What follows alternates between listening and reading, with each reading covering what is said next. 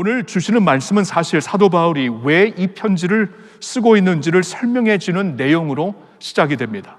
14절을 다시 보시면은 내가 속히 너에게 가기를 바라나 이것을 내게 쓰는 것은, 그러니까 이제 이 서신서를 쓰고 있는 사도 바울이, 발신자죠, 사도 바울이 이제 디모데에게 이런 말을 하는 겁니다. 내가 빨리 너에게 가고 싶다. 그러니까 바울의 입장에서는 어린 디모데를 에베소라는 곳에 이제 홀로 보내서 이 어려운 곳에서 목회를 하게 하였으니 얼마나 마음이 쓰였겠습니까?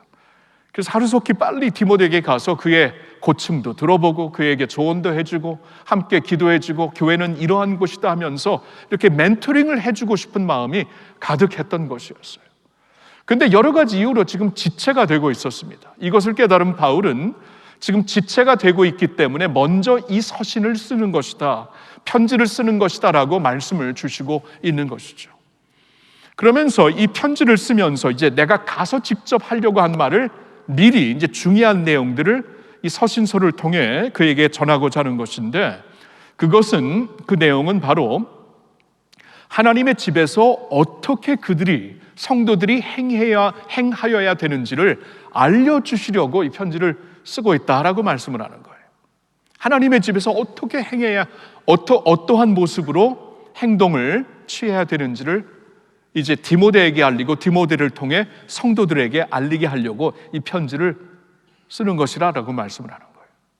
여러분, 교회가 하나님의 집이라면은 그곳의 주가 하나님이 되시는 것이죠. 아버지가 하나님이 되시는 것이죠.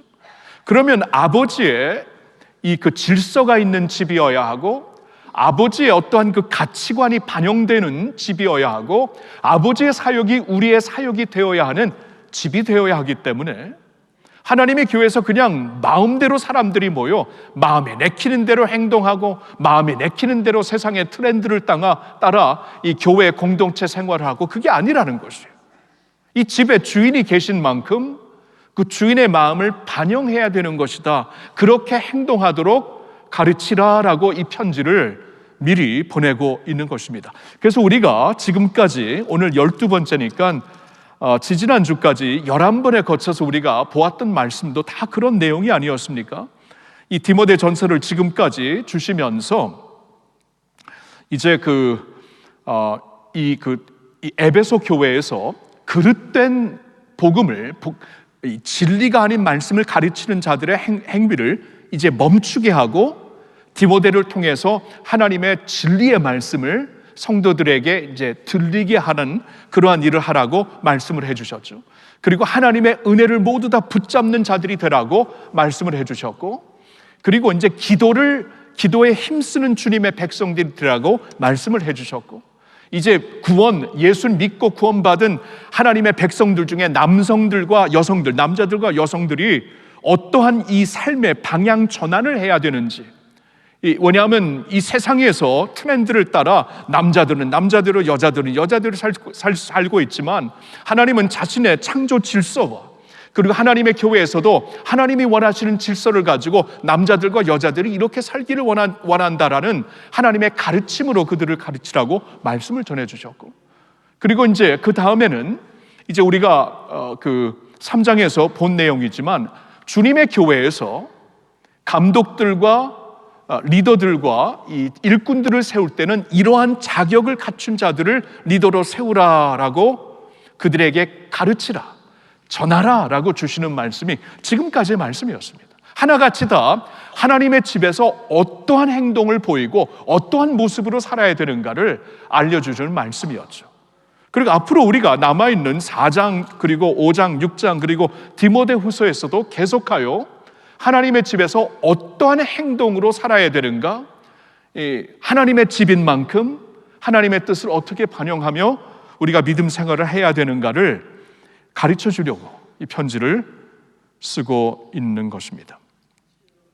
자, 그러면서 이제 하나님의 교회를, 살아계신 하나님을 가리켜서 이곳은 하나님의 집이라라고 말씀을 하셨고, 그래서 그 집의 질서와 가치관과 우선순위를 알려주시는 것이고, 또 한 가지 교회를 가리켜 무슨 말씀을 오늘 주시고 있냐 하면은 이제 15절에 보니까 살아계신 하나님의 교회 곧 진리와 기둥의 터니라 라고 말씀을 하시고 있죠. 이거 어디서 많이 들은 말 아닙니까? 진리의 기둥과 터. 그렇죠? 금년에 우리 비전 선언이 되는 것이죠. 진리의 기둥과 터 위에서. 그 교회를 가리켜 이곳은 하나님의 집이다라고 말씀하는 것뿐만이 아니라 교회는 곧 진리의 기둥과 터다라고 말씀을 하는 거예요. 그러니까 진리의 기둥과 터라는 것은 우선 진리 위에 서 있는 교회여야 한다라고 말씀을 하시는 거죠. 마태복음 16장에서도 예수님이 사도 베드로의 신앙 고백을 듣고 내가 그 반석 위에 내 교회를 세운다. 이 베드로의 신앙 고백은 하나님의 진리에 비롯된 신앙 고백이었죠. 그 진리에 비롯된 신앙 고백 위에 내 교회를 세운다. 그 토대 위에 세우는 것이고, 근데 이 그 표현 안에는 또 다른 의미가 있습니다. 이 진리의 기둥과 토대 위에 서는 것도 맞지만 교회가 곧 진리의 기둥과 터가 된다라고 말씀을 하시는 것은 교회가 주님의 진리를 수호하고 간직하고 세상에 전파해야 되는 곳이다라고 알려주시는 것이에요. 오케이. 교회를 가리켜 하나님의 집 and 진리의 기둥과 터, 진리를 수호하고 전파해야 되는 곳이라고 말씀을 해주시는 것이에요. 근데 그렇게 이해를 하면은 16절이 이렇게 해석이 아주 순조롭게 될 수가 있습니다. 16절을 다시 보세요. 16절에서는 이제 우리가 이 붙잡아야 되는 진리, 그리고 세상에 전파해야 되는 진리, 우리가 이 세상에 살면서 주님의 교회로서 수호하고 간직해야 되는 진리가 무엇인가? 이 진리는 예수 그리스도가 중심이 된 진리, 예수님을 바로 알고 예수님을 따르는 삶에서 비롯된 진리라는 것을 우리에게 알려주고 있는 것입니다. 그래서 16절에 보니까 크도다 경건의 비밀이요, 경건에 대해서 말씀을 하고 있는데, 여러분, 경건이라는 것은 이제 하나님을 믿는 자들이 하나님의 뜻을 따라 하나님의 의를 따라 내 삶을 그 뜻에 맞춰서 사는 것이 경건이죠. 다른 말로 표현한다면 신앙입니다. 신앙, 우리의 신앙. 근데 이 신앙을 가리켜서 경건의 비밀이라고 말씀하는 것은 지금까지는 이게 비밀이었다라는 것이에요. 지금까지는. 여러분, 구약시대 예수님이 오시기 전까지 이게 다 알려진 그 신앙이 아니었습니다. 그래서 구약시대를 보면은 이러한 부작용이 있었죠. 많은 경우에 사람들이 신앙을 종교로 이해를 했어요. 종교를 이해로 하고 율법으로 이해하고 종교적인 규례로 이해를 했기 때문에 종교의 모형은 갖추었습니다. 율법에 대해서는 아주 학식한 자들이, 전문가들이 막 일어났습니다. 그런데 마음이 빗나가죠. 하나님의 마음과 빗나간 모습이었어요. 종교의 모형은 있었지만 종교의 중심, 이 신앙의 중심이 없었던 것이죠. 그러니까 지금까지는 이 신앙이 경건이 비밀이었다라는 것이죠. 근데 이 비밀이 언제 더 이상 비밀이 아니고 우리에게 알려진, 계시된 진리가 되었냐 하면 예수님이 오신 후부터. 예수님이 오셔서, 그래서 오늘 16절을 보니까 크도다 경건의 비밀이요 하면서 예수님에 대해 쫙 말씀을 하고 있잖아요.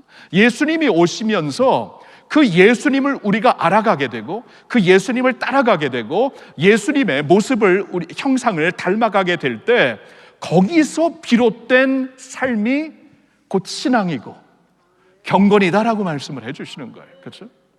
그래서 크도다 경건의 비밀이요, 그러니까 바로 전에는 교회란 하나님의 진리의 기둥과 터, 하나님의 진리가 선포되고 진리가 수호되고 진리로 사는 곳이, 그리고 진리를 전파하는 것이 주님의 교회인데, 그러면 그 진리의 중심을 우리가 바로 알아야 되지 않겠습니까? 그게 바로 경건, 신앙의 중심이 되는 것인데, 이게 다 예수님이 어떤 분이시고 예수님을 우리가 어떤 분으로 믿고 따르는 것에 비롯되는 것이라고 16절에 말씀을 해주시는 거예요. 그래서 좀 자세히 보겠습니다.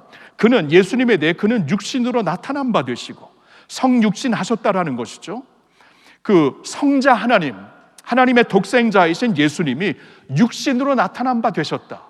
성육신 하셨다라는 것은 우리와 인격적인 관계를 가지려고, 우리를 이해하시고 우리에게 다가오시려고 육신을 입고 이 세상에 오신 분이다라는 것을 강조하는 것입니다. 그는 육신으로 나타난 바 되시고, 두 번째, 영으로 의롭다 하심을 받으시고, 영으로, 여기서 말하는 영은 the Spirit, Holy Spirit, 성령을 가리킵니다. 그러니까 하나님의 영이신 성령으로 하여금 그분이 증명되었다라는 것입니다. 성경을 보면은 언제 증명이 됩니까? 예수님이 지상 생애를 시작하시면서 세례를 받으셨을 때, 요한에게 세례를 받으셨을 때 성령님께서 증인들 앞에서 이는 하나님의 아들이라고 선포를 하시잖아요. 그리고 예수님이 죽은 자 가운데서 부활하셨을 때, 그리고 하늘로 승천하셨을 때 성령님께서 보는 모든 사람들에게 능력으로 예수 그리스도가 하나님이신 것을 증명해 주십니다. 영으로, 성령으로 증명을 받으신 분이고, 그 다음에 천사들에게 보이시고, 이게 또 무슨 말일까요?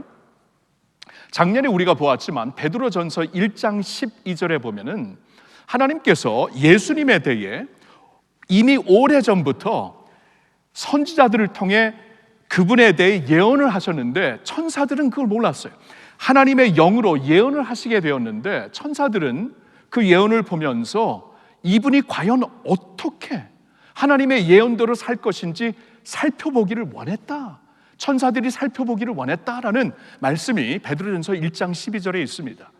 그러니까 천사들의 경우에는 과연 하나님께서 당신의 독생자를 진짜 육신의 몸을 입혀가지고 세상에 보내실 것인가? 그리고 과연 그 하나님이신 예수 그리스도가, 성자 하나님께서 세상에 오셔서 육신을 입고 오셔서 십자가에 달려 죽으실 것인가? 이게 어떻게 가능한 것인가? 하나님이신데 말입니다. 그리고 그분이 죽으신 후에 다시 살아나실 것이고, 살아나신 후에 모든 이름 위에 뛰어난 이름을 소유하시는 하나님의 그 우편에 앉은 자로 하나님께서 어떻게 올려주실 것인가 궁금하고 정말 이 상상을 하면서 살펴보기를 원했다라는 것인데, 천사들이 그래서 유심히 봤다라는 것이에요. 유심히 보면서 예수 그리스도가 진정 하나님의 메시아구나, 하나님께서 이 세상에 보내신 우리의 유일한 구원자가 되시는구나 하고 천사들이 보고 알게 되었다라는 것입니다. 그리고 예수님은 어떠한 분입니까? 만국에 전파되신 분이다. 만국에 전파되신 분. 그러니까 보세요, 여러분, 예수님이 진정 하나님의 메시아이고 온 세상을 위해 하나님이 보내주신 구세주가 되신다면은 예수님은 어느 한 지역에 국한되어서는 절대로 안 되시는 분입니다. 그는 온 세상에 반드시 전파되어야 하는 분이에요. 그래야 그가 세상의 유일한 구세주로 오셨다라는 것이 증거가 되는 게 아닙니까? 근데 사도 바울이 이 디모데 전서를 쓰고 있는 그때에 예수 그리스도의 복음은 예루살렘을 넘어 온 유대와 사마리아와 그리고 이제는 그 소아시아와 그리스와 헬라와 이 그 로마까지 전파된 말씀이 되어 복음이 되었고, 그리고 2000년이 지나면서 오늘날에는 온 세상 만국에, 세상 끝까지, 이 한반도에도, 북한 땅에도 예수 그리스도의 복음은 전파가 되고 있는 것입니다. 이것 자체가 예수님이 하나님의 능력으로 이 세상에 오셔서 능력으로 그 복음을 선포하시고 그 복음 자체가 된다라는 것을 증명해 주는 것이 아닙니까? 만국에 전파되시고 또한 세상에서 믿음 받으시고, 온 인류에게 전파되신 것뿐만이 아니라 전파된 예수님을 마음을 열어 믿게 된다. 여러분, 믿게 되었다라는 것은 하나님께서 역사하셨다라는 것이죠. 성령님께서 역사하셨다라는 것이죠. 그리고 그 중에는 저와 여러분들이 있습니다. 우리가 예수님의 이름을 부르고 있고 예수님의 이름을 찬양하고 있는 것은 우리는 예수가 하나님의 아들이며 우리의 구원자라는 것을 믿고 있기 때문인 줄로 믿습니다. 믿음 바가 되셨고, 그리고 예수님은 영광 가운데 올려주셨느니라. 제자들이 보는 눈앞에서 하늘로 승천하신 하나님이, 주님이 있어요. 승천하셔서 지금 어디 계십니까? 성경을 보니까 하나님 우편에 앉아 계신다. 그리고 그곳에서 우리를 위해 간구하신다라고 성경은 말씀하고 있습니다. 하나님 우편에 앉아 계신다라는 것은 하나님의 모든 구속사역을 다 이루신 분이라는 것을 뜻하는 것이에요. 다 이루신 분이다. 다 끝내신 분이다. 그래서 하나님께서 모든 이름 위에 뛰어난 이름을 주시어서 하나님 우편에 권세의 자리에 앉혀주시고 모든 권세를 아들에게 맡겨주신 것입니다. 그리고 그곳에서 우리를 위해 간구하신다라는 것은 그분은 오늘도 우리를 위하시는 분이라는 거예요. 우리의 구속사역을 다 마쳐서 이제 모든 것이 끝났다 하고 손을 털고 하늘나라에 가신 것이 아니라 다시 오시는 그날까지 믿는 우리들을 위해 간구하시고 계신 우리 주님이 되시는 줄로 믿습니다. 그리고 때가 되면은 그곳에서 다시 오셔서 산자와 죽은 자를 심판하게 되실 우리 주님이 되시는 거예요. 이 주님을 믿는 것, 이러한 주님을 믿는 것이구나. 경건의 비밀, 신앙의 중심이 무엇인가? 이 예수님을 내가 인격적으로 알아가고 내가 그 인격적으로 믿고 따르고 어떠한 그 율례를 통해 율법을 통해 배워가는 경건이 아니라 예수님을 인격적으로 믿고 따르면서 그분과 교제하는 삶 가운데 흘러나오는 삶이, 흘러나오는 모습이 곧 경건이며 신앙이라고 말씀을 해주시는 것입니다. 이게 오늘 말씀이에요. 저는 오늘 이 말씀을 가지고 성도 여러분들에게 두 가지 질문을 드리고 싶습니다. 이 두 가지 질문을 이렇게 좀 격려한, 권면하는 마음으로 던져드리고 싶어요. 첫째 질문은 이것입니다. 교회와 함께 가는 신앙입니까? 교회와 함께 가는 신앙입니까? 자, 여러분의 신앙은 교회와 함께 가는 신앙입니까? 하나님께서 자신의 교회를 가리켜 이곳은 인간들이, 믿는 사람들이 모인 아지트다, 사람들이 모여갖고 조직체를 이룬 어떠한 이 그룹이다, 그렇게 말씀하시지 않았어요. 이것은 내 집이라고 말씀하셨어요. 하나님의 집이에요. 하나님의 질서가 있고 하나님의 진리가 있고 하나님의 은혜가 있고 하나님의 능력이 있고 하나님의 사랑이 있는 내 집이라고 말씀을 하세요. 하나님의 교회가 하나님의 집이라면 하나님의 자녀이며 권속인 우리가 그 집을 떠나서 어떻게 살 수 있는 거예요? 그 집을 떠나서 경건의 삶을 어떻게 할 수 있는 것이? 불가능한 것이죠. 교회를 가리켜 진리의 기둥과 터라고 말씀을 하시고 있는데 교회가 바로 진리의 기둥과 터인데 우리가 진리를 믿고 따르는 백성들로서 진리의 기둥과 터를 떠나서 어떻게 진리의 백성으로 살 수 있는 것입니까? 이거 불가능한 것이에요. 그러니까 하나님의 메시지는 클리어합니다. 아주 명확합니다. 우리가 하나님이 찾으시는 신앙생활을 제대로 하려면, 하나님의 청사진을 따라 우리가 믿음 생활을 하려면 교회와 같이 가야 한다, 그 말씀을 주시는 거예요. 여러분, 혹시 여러분 가운데서는 그동안 교회를 다니면서 예수님보다는 사람의 모습이 보여서 실망한 분들이 있습니까? 분명히 있을 거예요. 저도 그런 적이 있습니다. 아니, 어쩌면 여러분은 저 때문에, 이 담임 목사인 저 때문에 실망을 하고 시험을 받았는지도 모르겠어요. 그렇죠? 그래도 주님의 교회와 같이 가야 합니다. 교회의 주가 하나님이 되시고 교회의 아버지가 하나님이 되시기 때문에 하나님을 바라보면서 인내하실 수 있어야 돼요. 다른 청사진이 없습니다. 교회와 함께 가는 것이. 그리고 정 그것이 어렵다면은 여러분, 그럴 때에는 우리가 교회를 옮길 수는 있죠. 건강한 교회를 찾아서 옮기되, 그러니까 교회를 등지지 말고 건강한 교회를 찾아서 공동체 생활을 하라는 것입니다. 여러분, 성경을 보면은 이것 외에 다른 경건이 없어요.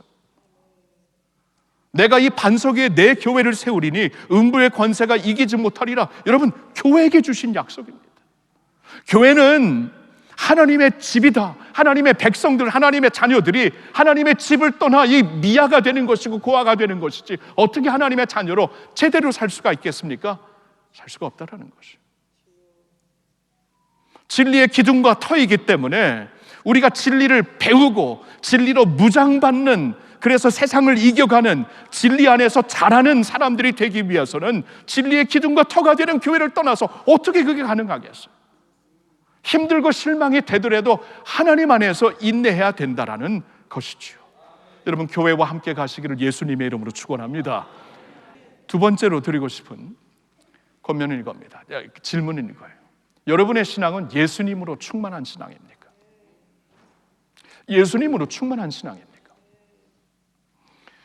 여러분, 크도다 경건의 비밀이요, 크도다 신앙의 비밀이요 하면서 주시는 말씀이 하나같이 다 예수님이, 하나같이 다 예수님이. 종교로 충만해지지 마세요. 신학으로 충만해지지 마세요. 어떠한 경험으로 충만해지려고 하지 마세요. 예수님으로 충만해지시기를 축원합니다. 그는 육신을 입고 오신 분이다. 우리가 그러니까 우리의 한계를 아시고, 우리의 아픔을 아시고, 우리가 갖고 있는 모든 이 질문들을 다 아시고 친히 아시는 분이에요. 그러니까 우리와 육신을 입고 오셨기 때문에 우리를 이해하시고 우리와 교제하실 수 있는 분, 우리와 살아있는 다이내믹한 역동적인 관계를 원하시는 주님이 되신다라는 것이에요. 그러니까 믿음이라는 것은, 신앙이라는 것은 information, 정보가 아닙니다. information이 아니고 relationship이에요. relationship, 관계입니다. 관계. 진리가 되시는 예수님, 육신을 입고 오시어서 우리를 친히 하시고 오늘도 우리를 위하여 기도하시는, 그래서 우리를 위하시는, 우리가 잘 되기를 위하시는 주님이 되시는 예수님으로 믿고, 그 예수님과 이 역동적인 이 관계를 이루면서 예수님으로 충만해지는 것이 교회예요. 그게 교회예요. 그게 교회고 그게 경건입니다. 하나님의 집에 우리들의 모습입니다. 진리의 기둥과 터가 다른 게 아니에요. 신학을 많이 안다고, 교회 생활 많이 했다고, 직분자라서 오래 경험이 있다고, 이게 이 진리의 기둥과 터로 세우는 게 아니라는 거예요. 예수님으로 충만해질 때 말씀이 예수 그리스도를 선포하는 말씀이 되고, 우리의 성경 공부와 우리의 제자 훈련이 예수님을 잘 따라가고 닮아가는 훈련이 되고, 우리의 사역이 예수님을 드러내는 사역이 되고, 우리의 관계가 예수님과 함께 가는 관계가 될 때, 예수님으로 충만해질 때 주님의 교회가 교회다운 공동체가 되는 것입니다. 여러분, 예수님의 약속입니다. 이 세상에요, 영적으로 삭막한 곳입니다. 이 세상에 우리가 이제 나가 살다 보면 마음이 메마릅니다. 삭막해집니다. 죄와 유혹으로 가득 채워지는 생각이 됩니다. 그럴 때마다 믿는 자들은 갈급함을 가지고 내게로 나오라 라고 말씀을 하고 있어요. 내게로 나오면은 내가 성경에서 아버지께서 약속한 대로, 아버지께서 말씀하셨기 때문에 이건 절대 정확한 하나님의 약속인데, 우리 배에서부터, 중심에서부터 생수의 강이 흘러나게 하리라. 이게 어떻게 가능한 겁니까? 예수님께로 나가니까, 예수님으로 충만해지니까. 예수님이 그 메마르지 않는 저수지와, 이 지하 저수지와 같은 것이에요.